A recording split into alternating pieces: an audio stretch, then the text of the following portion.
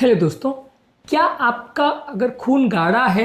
ये जानने के लिए कोई लक्षण होते हैं, कोई ऐसे साइन सिम्टम्स होते हैं जिसके बेसिस पे हम ये जज कर सकते हैं कि किसी व्यक्ति का खून गाढ़ा है या पतला है, और इसके बेसिस पे क्या हम अपनी जांचों को या अपनी ट्रीटमेंट स्ट्रैटेजी को डिफाइन कर सकते हैं। आज इस चीज़ पर बात करेंगे। अक्सर लोग खून गाढ़ापन और पतलापन पर बहुत बातें करते हैं, नेचुरल और अननेचुरल ब्लड थिनर्स पर बात करते हैं, मेडिसिन पर बात करते हैं। लक्षणों को लोग जानना चाहते हैं कि इससे रिलेटेड कोई डायरेक्ट सिम्टम्स है क्या, जिसके बेसिस पे हम समझ सकते हैं कि किसी को व्यक्ति को खून गाढ़ा है या पतला है। तो आज इस एस्पेक्ट को हम डिस्कस करेंगे ताकि एक अंडरस्टैंडिंग डेवलप हो पाए, और आपको कुछ प्रैक्टिकल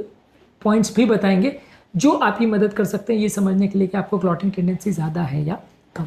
टॉपिक पर जाने से पहले जो लोग हमारे चैनल पर नए हैं मैं रिक्वेस्ट करूँगा कि चैनल को सब्सक्राइब करें, वीडियोस को लाइक करें, शेयर करें, फॉलो करें, कमेंट करें, पूरा देखें।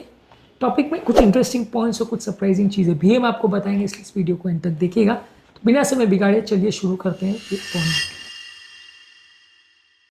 सबसे इंपॉर्टेंट बात जो आपको समझने की आवश्यकता है कि डायरेक्ट सिम्टम्स ब्लड पतला है या नहीं उसके कोई खास नहीं होते हैं। अगर आपके शरीर में खून गाढ़ा है या पतला, ये टेस्ट के माध्यम से आप जज कर सकते हैं। थोड़ा बहुत आप ब्लीडिंग टाइम, क्लॉटिंग टाइम के हिसाब से जज कर सकते हो कि आपको चोट लगी तो ब्लीडिंग हो रही है कि नहीं हो रही है, या आपको चोट लगी, ब्लड आया कुछ ही सेकंड में रुक गया, या ब्लड आया बहुत देर तक चलता रहा। इसके बेसिस पे एक इनडायरेक्ट आप असेसमेंट कर सकते हो कि आपको कितना ज़्यादा ब्लीडिंग टाइम, एक पिन प्रिक करके भी देख सकते हो कि ब्लीड आ रहा है कि नहीं आ रहा है, कितने देर तक नेचुरल ब्लीडिंग हो रही है। तो इसके बेसिस पे एक रफ आइडिया आप ले सकते हो, पर डायरेक्ट इसके कोई लक्षण नहीं होते कि कोई पर्टिकुलर चीज़ को देख के आप समझ सकते हो कि आपका खून गाढ़ा है या पतला है।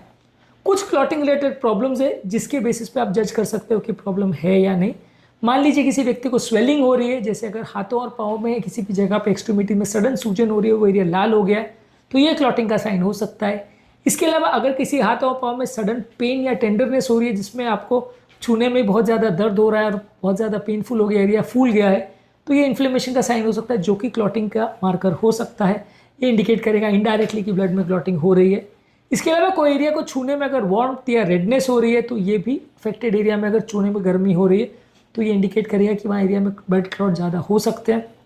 एरिया का अगर स्किन कलर चेंज हो जाए, वो एरिया ब्लू या पर्पल हो जाए, या वो एरिया बहुत ज़्यादा रेड हो जाए, तो ये इंडिकेट करेगा कि वहाँ क्लॉट हो सकता है, खून का थक्का हो सकता है।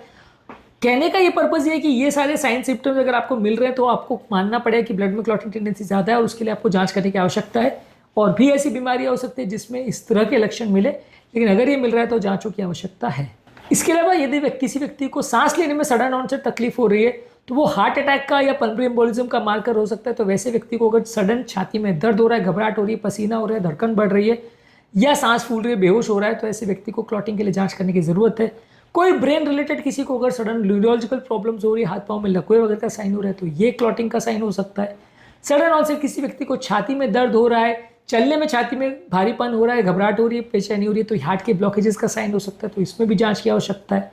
यदि किसी व्यक्ति को सडन ऑनसेट चक्कर आ रहा है, बेहोश हो रहा है, या सर पे हल्कापन जैसा एहसास हो रहा है, लाइट हेडेडनेस हो रहा है, तो ये भी क्लॉटिंग का साइन हो सकता है। किसी व्यक्ति को अगर सडन सिवियर हेडेक हो रहा है, जो कि किसी लकवे का या ब्रेन में ब्लीडिंग का साइन हो सकता है, तो ऐसे व्यक्ति को भी जांच करने की आवश्यकता है। यदि किसी व्यक्ति को पाँव में घाव हो गए, अल्सर हो गए जो कि हील नहीं हो रहे,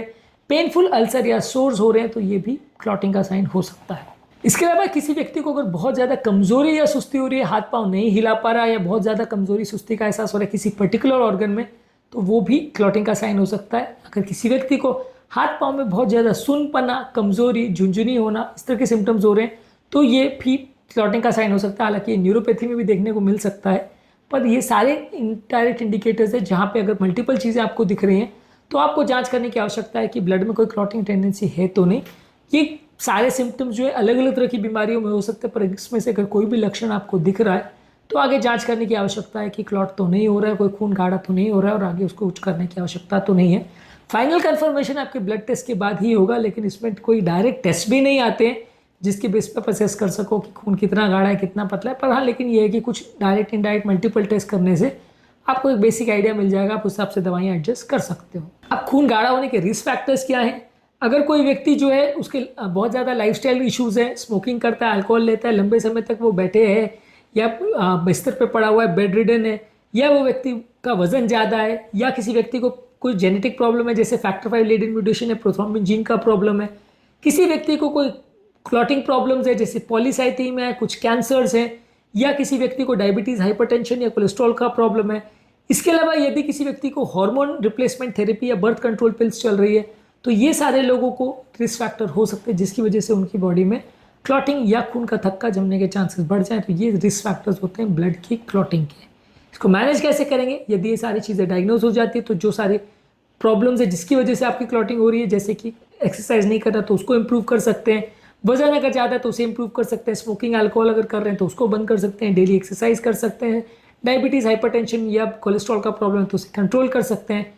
खून पतला करने की दवाइयाँ ले सकते हैं जिससे आपका खून अगर गाढ़ा है तो वो पतला